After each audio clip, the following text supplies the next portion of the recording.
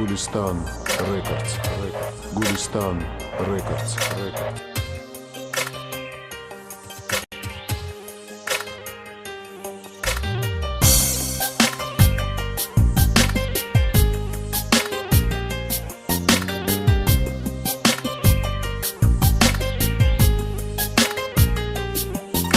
Cemil, tertemiz, dünyamı götürür.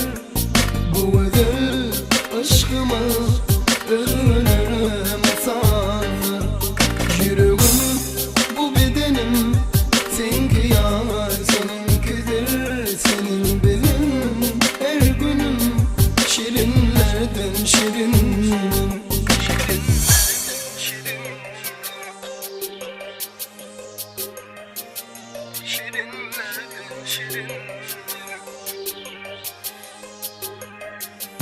Sen onu duysadın öylece gözledim.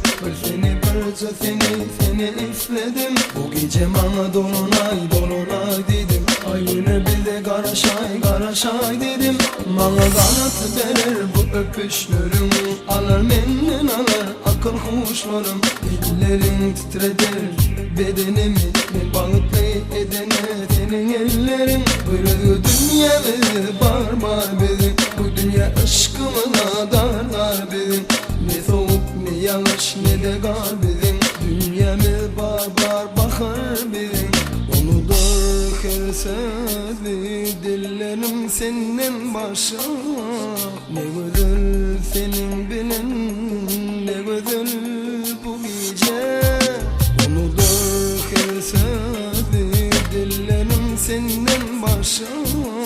Ne güzel senin bilin, ne güzel bu gece. Gecemi tertemiz, dünyamı götürür. Bu özel aşkımız ölürüm sanır. Yüreğim, bu bedenim, seninki yar, seninkidir. Sen bilin, her günüm, şirinlerden şirin.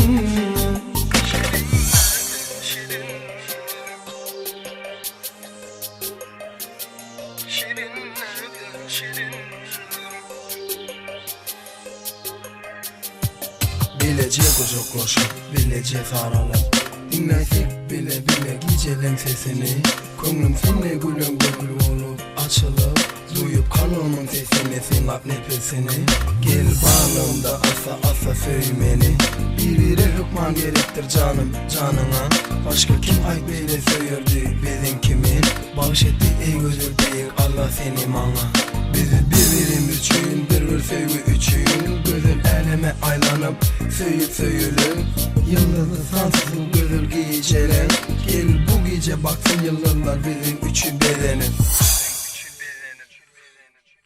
Unutur her sözü dillerim senden başa. Ne güzel senin bilin, ne güzel bu gece. Unutur her sözü dillerim senden başa. Ne güzel senin bilin, ne güzel bu gece. Gecemiz tertemiz, dünyamı